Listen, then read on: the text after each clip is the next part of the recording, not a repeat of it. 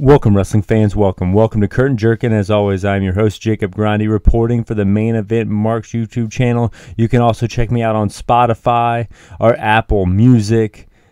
And I'm jumping on here to talk mainly about AEW Dynamite. We're also going to be talking about New Japan Pro Wrestling Genesis, giving my predictions. But I did want to talk a little bit about WWE Raw from this past Monday. Of course, the Raw after WrestleMania.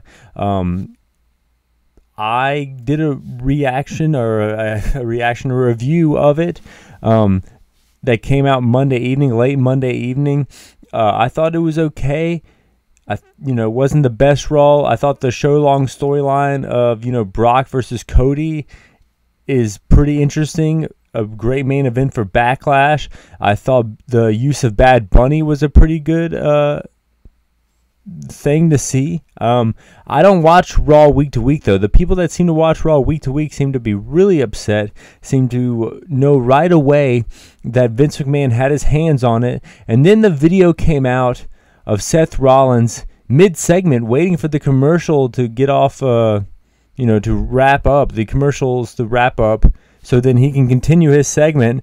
But then you see the agents are stagehands, for lack of a better term, talking to him, and it looked like explaining to him that the segment is going to change. He was kind of frustrated. It does make sense because he said he was going to come out and talk to the people. He walked out, and everyone was singing his song, and then whenever the show came back on the air, all he did was let them continue singing the song as he left, which rarely happens in the world of pro wrestling. Usually people get interrupted or very least have a match that happens, but there was none of that.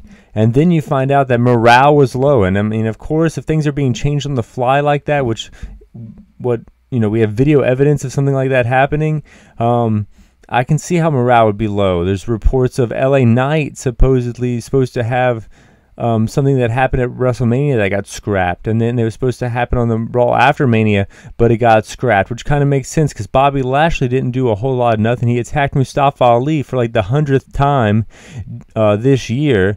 So both those segments that are in question and rumored to have changed kind of make sense of changes. Two things that they kind of do a lot or didn't really have an outcome or conclusion to doing it.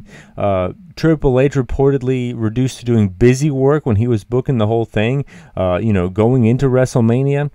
People are saying, yeah, Vince is back. I do have a morbid curiosity to maybe find out what's happening and what people are talking about is happening on Raw and SmackDown now, but I think I'm doing a good job only watching these big shows and not watching week to week, especially if it's going back to how things were, let's say, before July of 2022, because I do think, in my opinion, I enjoyed the storylines and the matches, when Vince did step down in July of 2022, less than a year ago. It seems like forever ago that Triple H just had the book.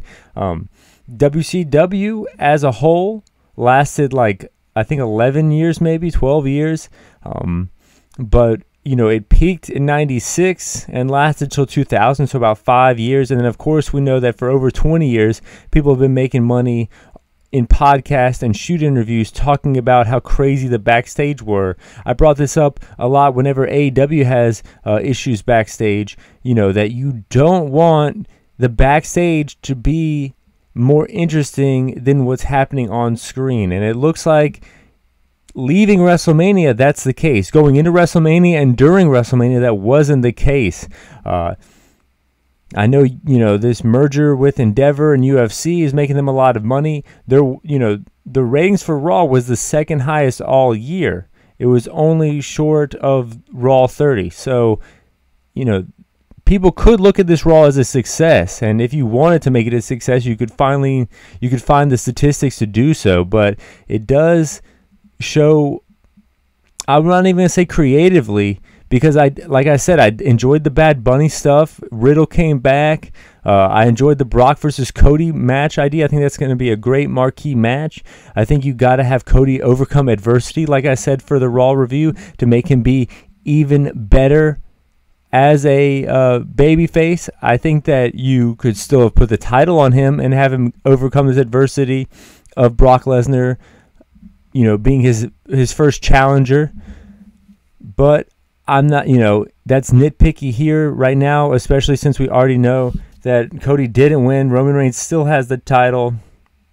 The first WrestleMania without Vince didn't happen, and we see the effects of it. A lot of morale seems to be low backstage is what the rumors are, and from what I see on Twitter and what I see in my group chats on Facebook and Instagram, the morale is low as a fan base in WWE. But we're going to be jumping to New Japan Pro Wrestling Genesis card. My predictions here. We have the first match is the Champion Grand Prix Celebration match, 6-man tag. None of the participants are named yet. But the second match, Francesca Akira, Aaron Henare, Jeff Cobb versus Sho, Yujiro, and Evil. I'm not going to watch this 6-man tag. You got to skip the 6-man and 8-man tags on these New Japan shows. You don't have to if you have more time than me, but I don't have a lot of time, and a lot of these matches, especially a match featuring the House of Torture, can't stand this shit. Go away, Heat. It shouldn't be called X-Pac Heat anymore. It should be called House of Torture Heat. And with that, I'm going to go with my heart and not my head, and I'm going to say that Jeff Cobb, Aaron Henare, and Francesca Akira are going to get the victory here. The third match, you have LIJ, Naito, Shingo Takagi, Bushi versus members of Just Five Guys, the worst faction name ever, Dookie, Kimaro, and Taichi. I think Naito's going to win because Naito's got to look real strong going against his former faction mate in Sonata, who is now currently leading the Just Five Guys faction. So we're going to go with LIJ winning that one. Number 4, Master Wato, Hikuleo, and Tama Tonga versus Bullet Club, the new leader David Finlay, Kenta, and El Phantasma. I think the new leader David Finlay is going to get the victory here, and Master Wato is in this match to eat the pin. Then we have the fifth match, the IWGP Women's Championship match with Mercedes Moné, AZM, and Hazuki. I don't watch a lot of Stardom. I'll admit that. I know Mercedes Moné. I know she's definitely going to win this matchup. I don't know too much about these other ladies here, so I don't know who's eating the pin. But I'm going to go with Hazuki eating the pin in this three-way match. And this is going to set up a singles match with AZM. But take that with a grain of salt. I don't watch Stardom too much. I just know that they're not going to take the title off Mercedes Moné in her first defense. The sixth match, Zack Sabre Jr. defending his television championship against Shota Umino in his fourth defense. Zack Sabre Jr. is killing it with these 15-minute matches. Great stipulation to have for a title. There's way too many titles in New Japan, but this title, because it has the unique stipulation of 15 minutes matches, it makes their the stipulation gives there a reason for guys to act fast and then wrestle fast, so then it makes it for good fast-paced wrestling, which usually lacks psychology, but in this case you have all the psychology in the world ingrained in the title. But with that said, I think Zack Sabre Jr. is going to beat Shota Umino again. I think Shota Umino is a big star to the point where he's going to skip over some of these lower to mid-card titles in his chase to win the top title eventually. The seventh match, IWGP Tag Team Championship, Yoshihashi and Goto versus Aussie Open. I think the 2022 was the year of FTR, despite what happened on Dynamite this week, but 2023 is going to be the year where I think Aussie Opens breaks out. They had a decent WrestleMania weekend. They had a great New Japan Cup. It's time to put the title on these guys, because you can put the title on Yoshihashi and Goto over and over and over again. They could be like your plan A, but I do think that Aussie Open is a great plan B. Put the titles on them and have a great feud out of these two teams going into the summertime, going into Dantaku. The eighth match on the card, the IWGP Junior Heavyweight Championship match, Hiromu Takahashi versus Robbie Eagles. I think Hiromu Takahashi is going to beat Robbie Eagles. I think that Hiromu Takahashi's been having a great year so far, and it's just going to continue. And then we have the main event, IWGP World Heavyweight Championship match, Okada versus the New Japan Cup winner, Sanada. I think this is going to be a good match. I remember when I started watching New Japan, Sanada was a hot free agent they just signed, and people thought that Okada versus Sanada was going to be like the feud that was going to bring New Japan Pro Wrestling into 2016, 2017. It of course was not. Sanada kind of didn't become that. There's a fresh coat of paint on Sanada, don't get me wrong, but I do think Okada is going to win this one. And that's all the New Japan Pro Wrestling that I'm going to talk about. We're going to be diving into AEW Dynamite from this week.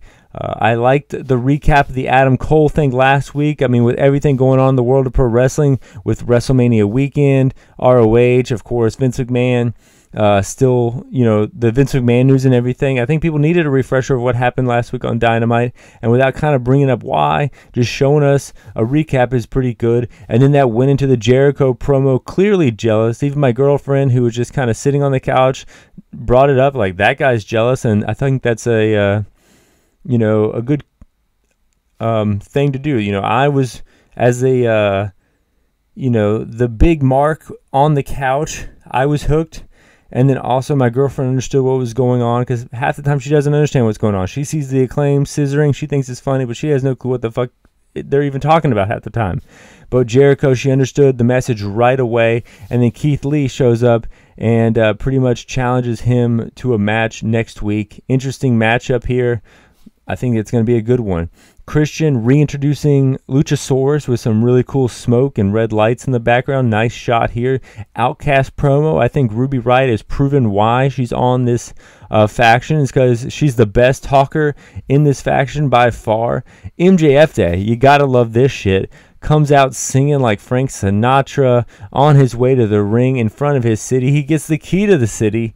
Talks about having ADD chants, talks about how an old teacher kept calling him out for not being able to pay attention, then calls her a stupid bitch for embarrassing him in front of the class. I'm not going to go as far as to call my teachers any kind of names here, but I can honestly relate to this story here, which was the most interesting thing about it here. You could tell he was an asshole. You could tell the hometown crowd loved him.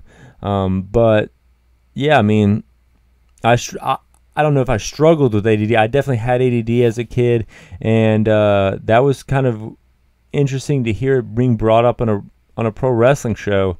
MJF can pull you wherever he needs to pull you doing these promos, which shows you he's good on the mic, not just good at doing this cookie cutter heel role. That's what he's best at, but he's good at bringing any kind of emotion out of you, like he's done a few times now with these heartfelt promos, even when he's calling teachers stupid bitches.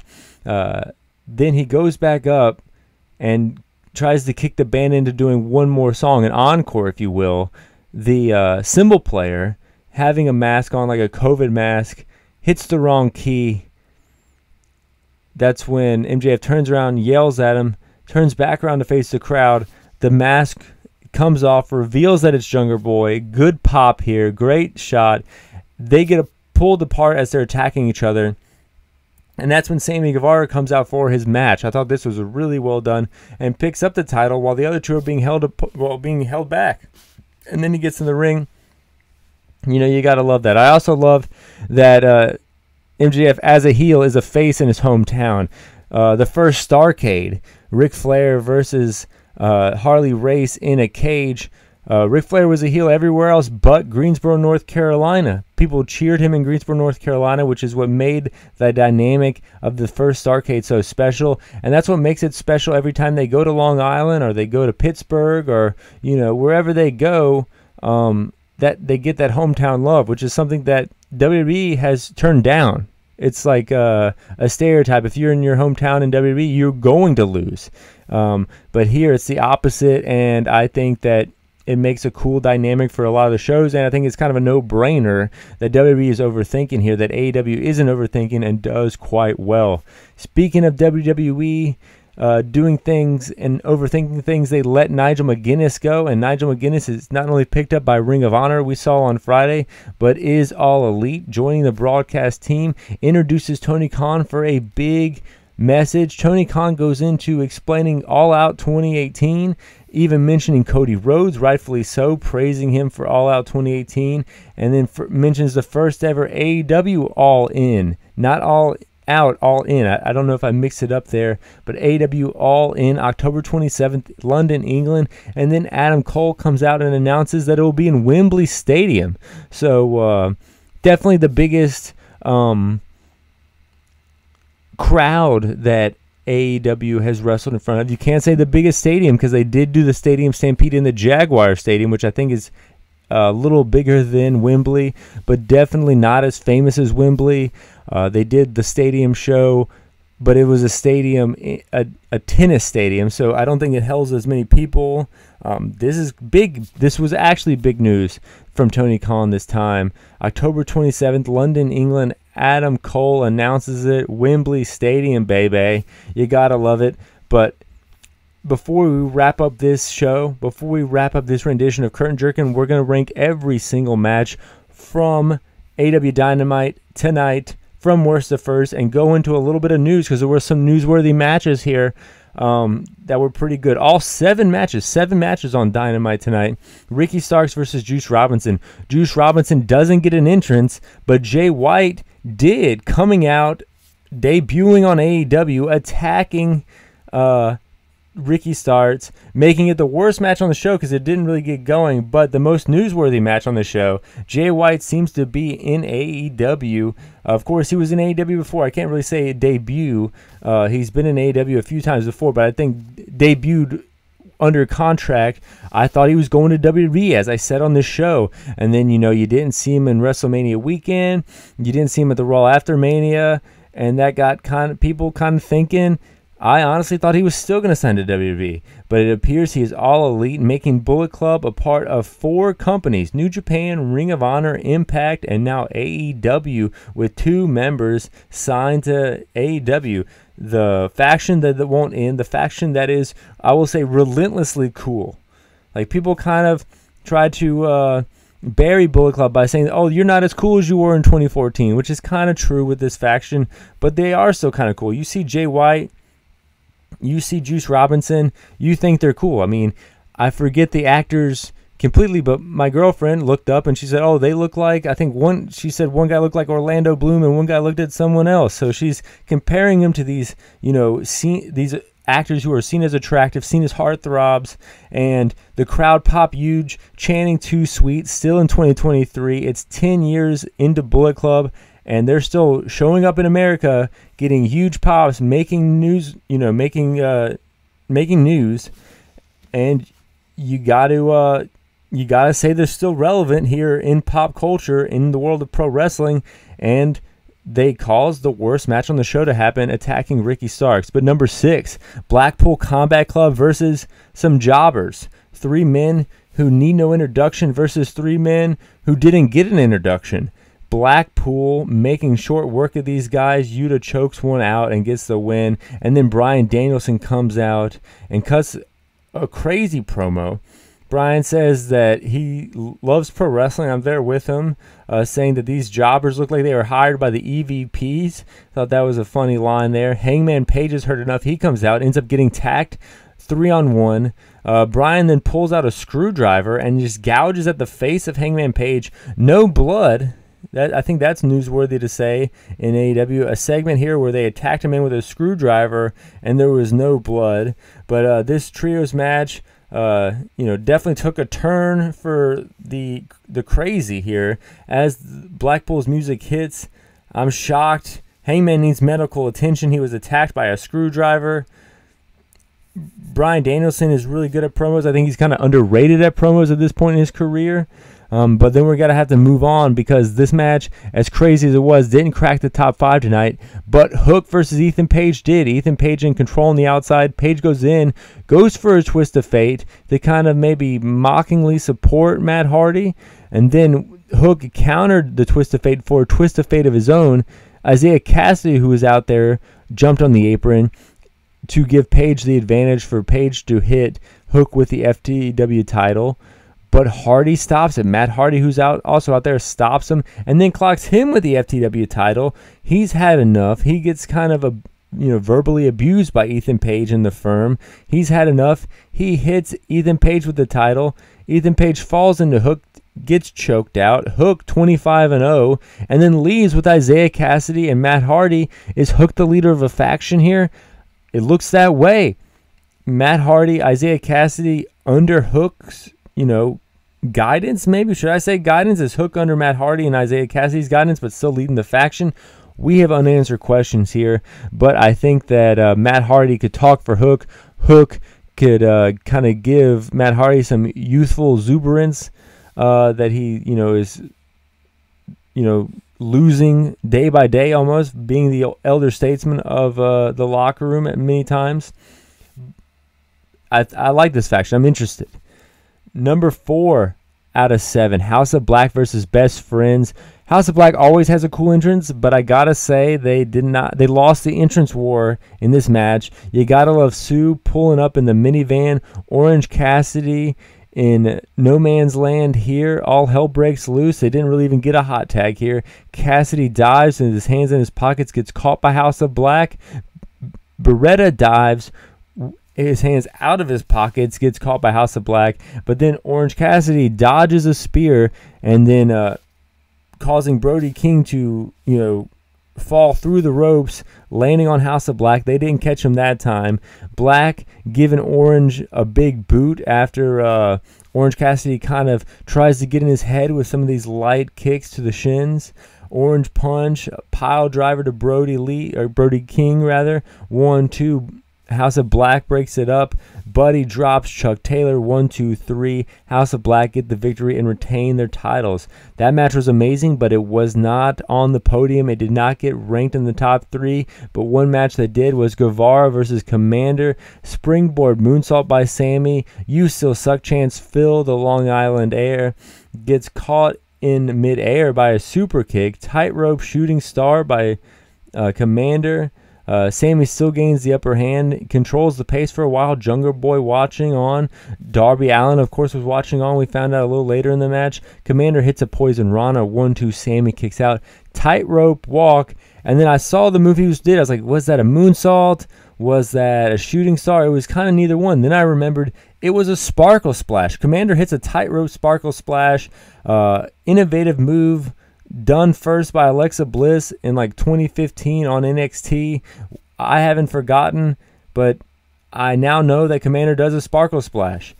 Alexa Bliss is kind of more innovative than people like to give her credit for. I remember seeing her do a standing moonsault and then dropping her knees on the opponent way earlier than I saw Ibushi do it, and now Mike Bailey do it. I saw Alexa Bliss do it, and until someone shows me footage where someone else did it before Alexa Bliss, I'm going to give her credit for that move. And then I'm also going to give her credit for this Sparkle Splash, not the Tightrope Sparkle Splash that Commander does, but the finish where they do this cheerleader kind of flip. That's definitely a Sparkle Splash, Commander. You're not fooling me. You're a fan of 2015 NXT Alexa Bliss like I am. Remember, I'm going to just remember that, okay? He goes for another tightrope walk, but Sammy, of course, sees him coming because he did it a few times in this match, and he jumps out of nowhere, hits a cutter, then a GTH. 1, 2, 3. Sammy Guevara beats the Commander. Sammy Guevara says, "It's not WrestleMania weekend anymore. You're not the big star. I am." Sammy Guevara from JAS gets the victory. Number 2, Riho versus Jamie Hayter. Former champ versus current champ. Riho dives from the top to the floor, dives in the ring, but gets caught by Hayter, gets dropped on the knee. Shades of Goto here by the champion. 619 from Rio. Crossbody. 1-2. Champ kicks out. Another neckbreaker. Lariat. 1-2. Rio kicks out. DDT from Rio. Both ladies down. Hurricane Rana off the top from Rio. Not knowing what to do. Not knowing how she's going to beat the champion. She just stands on Jamie Hayter. I thought that was a nice touch. Jamie Hayter getting frustrated, but then hits the ripcord. 1, 2, 3. Champ gets the victory. And then we move on to the best match of the night, the main event, FTR versus the Guns. Ass Boy chants from Long Island Faithful to the Guns. Guns cutting the ring in half. Dax kind of blindly tags Cash. Cash drop kicking Dax onto Austin. 1-2. Austin kicks out. Double Randy Orton draping DDT. Another blind tag. Spike pile driver. 1-2. Austin kicks out again. Tony Schiavone calls it the Big Rig. Excalibur calls it the Shatter Machine. Whatever you call it. 1-2. Colton has to pull the ref out to keep the match going. Paul Turner doesn't call it, though. Colton then runs Cash into the post. Famous are like their daddy. 1-2. Dax kicks out. Neither team can put the other one away. Austin just with a blatant low blow at one point, trying to get disqualified. Ref almost calls it, but Cash stops him from doing so because he knows that if he did so, the Guns, the Ass Boys, would get the victory. FTR would be gone from AEW, and the Guns would still be the champions. The Guns hit their finisher, 310 to Yuma. 1-2. No. Colton slides the belt to Austin. Ref stops it, and as he's returning the belt to the timekeeper, they slide the other belt to him. Austin hides the belt. Colton distracts the ref yet again. Dax goes for a top rope. I can't think of it. Top rope headbutt, like the aforementioned Harley Race did in Starrcade. The first Starrcade, 1983, or 1985 rather. I can't remember, but the first Starrcade. 1-2. Dax won't quit. He kicks out because he knows that if he quit, he would be done with AEW. Simultaneous roll-ups at the same damn time. 1, 2, 3. FTR gets the victory. We got new champs, baby. Great match to end the show. The titles that eluded FTR when they were collecting all the other titles is finally theirs. Cool story. FTR made the right call. I mean, continuing with AEW here is the good call. History has shown this. With Vince in charge, anyone that is not like the top 5 guys in WWE are not going to do well. Where you got a big roster in AEW, Tony Khan is a little better at making sure everyone kind of gets over more so than Vince McMahon. Triple H, I think, is better than both of them at this. But it looks like Triple H is maybe not on the helm anymore. It looks like Vince is on the helm. And if so, I think FTR did a good job. It looks like re-signing with AEW. They're now the champions in AEW. The title, they can finally hold the title that eluded them in 2022. Their historic 2022 up so high in 2023. Last year at WrestleMania, they had the best match of the year against the Briscoes. This match, the week after WrestleMania, they're winning the AEW Tag Team Championships. Really cool. Wrestling is fucking cool. AEW is cool. This was a great show tonight. I like the Raw after Mania, too. I think that it's getting shit on a little bit too much. I think people are neglecting this Brock Lesnar storyline. I mean, it was supposed to be a tag match. We all saw it. We all didn't see it coming, even though it's kind of what happens after Mania. I mean, I remember in 2012, Cena got attacked by Brock Lesnar after WrestleMania.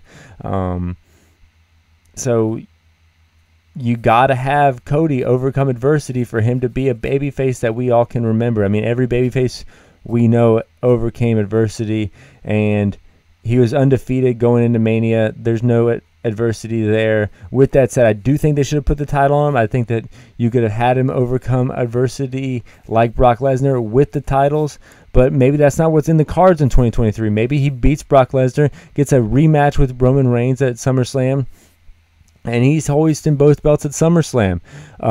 King of the Ring in Saudi Arabia is 1,000 days for Roman Reigns. Maybe they're just waiting for him to cross that 1,000-day mark, and then that's when Cody wins it, or that's when someone else wins it. Who knows who wins it? I love wrestling. I love you guys. Thanks for listening. Fly high. I'm out.